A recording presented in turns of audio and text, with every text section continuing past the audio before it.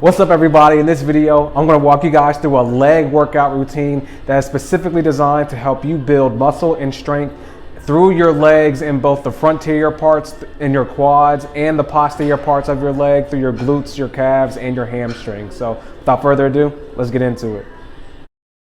All right, the first exercise we're going to perform in this leg workout is going to be the hack squat. And the hack squat is one of the better squat variations that will give you great results in building muscle and strength. The hack squat is a little bit different than the barbell squat and other squat forms because it's going to give you more core and back stability, as well as because of the position you're in the hack squat is going to take out ankle mobility needed to be able to perform it compared to a barbell squat.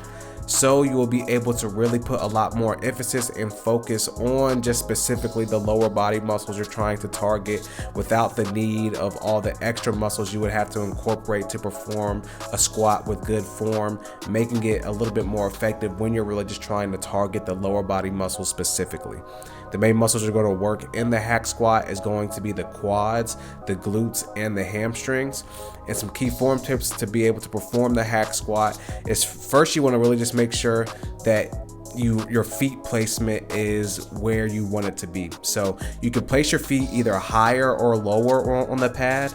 Placing your feet higher is going to bring a little bit more emphasis to your hamstrings and your glutes, while placing it a little bit lower is going to add a little bit more emphasis on the quads. And you also want to make sure you have them a little bit wider than shoulder width apart. So it's really just going to depend on, through your leg workouts throughout the week. If you want to put a little bit more focus on the hamstrings and glutes in the hack squat, doing it with your feet a little bit higher on the platform will be what you want to do. And if you want to really just focus on that quad development, putting them lower is going to target those quads the best. You also want to make sure you get proper depth through your hack squat, which is going to mean you want to squat down until your legs are about parallel with each other, which is going to be at about a 90-ish degree angle. This is going to give you the best results in your muscle and quad and leg development.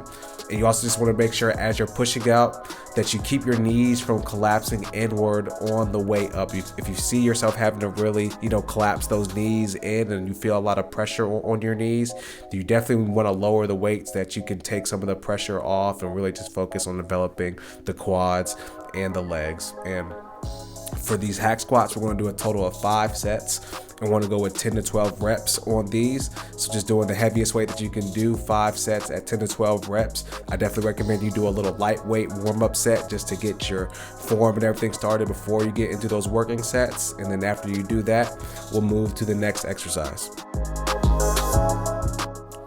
All right, and after we finish the hack squats, we're going to next move to the leg press. And the leg press is one of the best compound leg exercises that will really help you develop muscle and especially strength in the legs. And the reason why strength is something that you'll really gain using the leg press is because for most people, the leg press is a lift that you can do a lot heavier loads or lift at a lot heavier weight in with good form. So when you're really trying to specifically build strength in your legs along with muscle, the leg press is a great exercise to go to for those specific goals. And the main muscles you're going to work in a leg press is going to be the quads, the glutes, and the hamstrings. And some key form tips while you're performing your leg press that you want to make sure you do is you want to make sure that you get a full range of motion by just lowering your legs until they are about parallel. You always want to try to get parallel on your leg presses because this is where you will get the most out of the exercise and get the best results from it when you do that.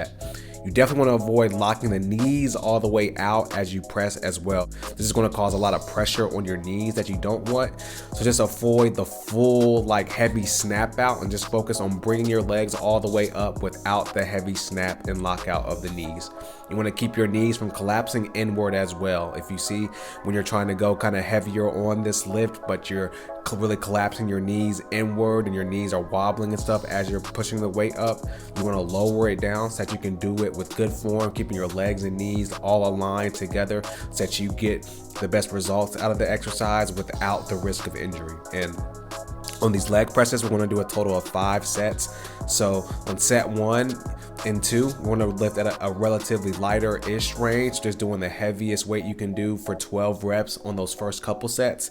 Then I want you to up the weight a little bit on your 3rd set to the heaviest weight that you think you can do 10 reps on the leg press. And then do sets 4 and 5, I want you to up the weight again to the heaviest weight that you can do about 8 to 10 reps on those last couple sets. And then after you finish that, we'll move to this next part of the workout. After the leg press, we're going to now perform the RDL, and the RDL really targets the posterior parts of the lower body and is great for adding muscle and strength, particularly to those posterior parts of the leg. The other exercises that we've done as far as the hack squat and the leg press is going to be a little bit more quad and anterior focus, as opposed to these RDLs going to be something to really help offset some of that heavier anterior leg work to bring some more focus to the posterior part, specifically to make sure we're balancing out to really better develop our full lower body.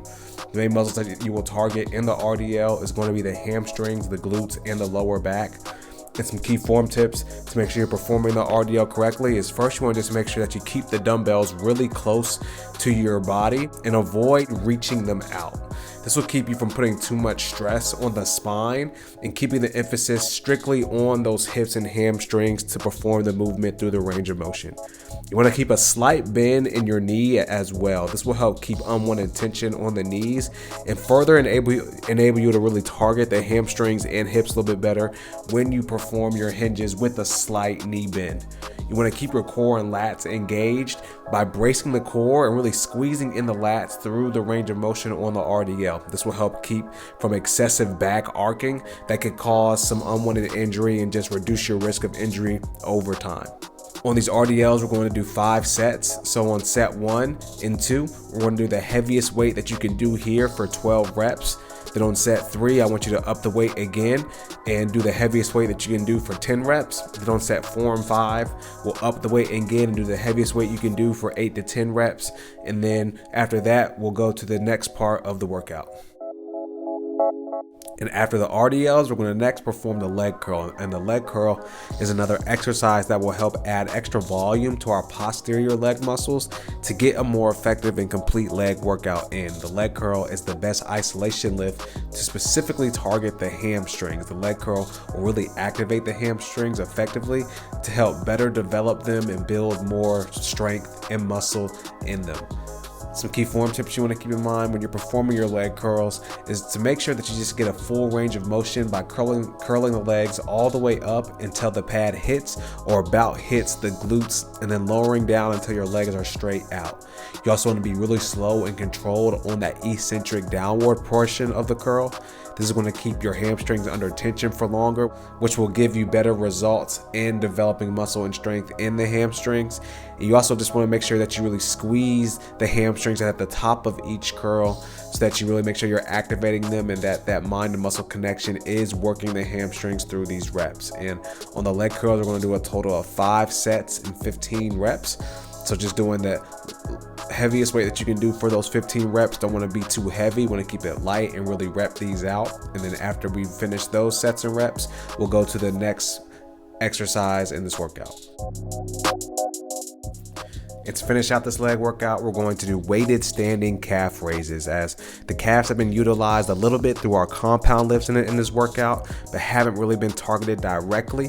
And the weighted standing calf raise is the best exercise, in my opinion, at really developing the calves and really targeting them and activating them so that you can get the best results in developing stronger and better looking calves. Some key form tips when you're doing your weighted standing calf raises is you really just want to make sure that you raise all the way up on the balls of your feet to better activate your calves. You don't want to bring your heels too far down on your weighted standing calf raises as well. It's going to put a lot of stress on your ankle, and you really just want to focus on the calf. So you just want to go down a little bit through your heel and really raise up, push really hard off the balls of your feet to get the best calf activation. You want to hold on the balls of your feet at the top of the rep for about 2 to 3 seconds to keep that calf under tension, to really feel it activate and work. This is going to further help you develop them and give you the best results when you're performing your weighted standing calf raise. On these weighted standing calf raises, we're going to do 5 sets of these for a total of about 15 to 20 reps. So just going really light on these also and really repping these out. And then after you finish that out, that will be it for the leg workout. All right, guys, that's going to be it for this video. And before we get out of here, I want to give you guys this verse. And this verse is Lamentations 3, verses 22 and 23, which says, "The faithful love of the Lord never ends. His mercies never cease. Great is his faithfulness. His mercies begin afresh each morning." I just want to give you guys that verse, man, because I really wanted to highlight that, because I know in the same way some of you guys are working on building your lower foundation and building your legs. You know, some of you guys may be really working on building your relationship with God, working on strengthening your relationship, your communication with Him, and maybe another thing, just working on building whatever passions and things and dreams that God may have placed in your heart. And you may be feeling like you've just been slipping up or struggling, you know, whether it be through different strongholds and things that you feel are keeping you bound as you're trying to, you know, enhance and build on your faith, or just maybe in your business, you may just be going through a lull and be going through just some tiredness, some weariness, whatever it is that may feel like you're slipping and have you feel like you're backtracking. I wanted to highlight this verse for you and encourage you, man, that you have not gone too far in your passions. You haven't gone too far in your relationship with God, and that God's grace is so sufficient for you, and that He loves you regardless, and that no matter what you're going through right now, that God can pick you up, whether it be in your relationship with Him, whether it be in your passion that you have, that there is always that thing that God can put in you, and you are never too far, and God's love is always for you. So I just want to encourage you guys with that, to just keep going, keep pushing, and keep working no matter where you're at, and just never feel like that you've gone too far, that you're too far back. Keep going forward, because God is a redeemer of time, and His grace is able to pick you up right where you are and bring you into the same place where you're trying to go. So just want to give you guys that encouragement. All right, guys, that's going to be it for this video. I hope you guys enjoyed that. If you did, definitely be sure to leave a like. Definitely be sure to comment any questions, feedback, concerns. We'd love to get any and all of you guys' comments, so leave all of that below. Definitely be sure to subscribe and hit the bell notification as well, as I'm always uploading new content every week to help you improve your physique, your health, your wellness, and your faith through the foundations of fitness and a relationship with God. So be sure to subscribe so you don't miss any of that new content, and be sure to check out some of my other content as well. I'll leave some links in the description to some other things that I have uploaded that I think will further help you in your journey. And again, man, I just want to thank you guys for tuning into this video, and I'll see you guys in the next one.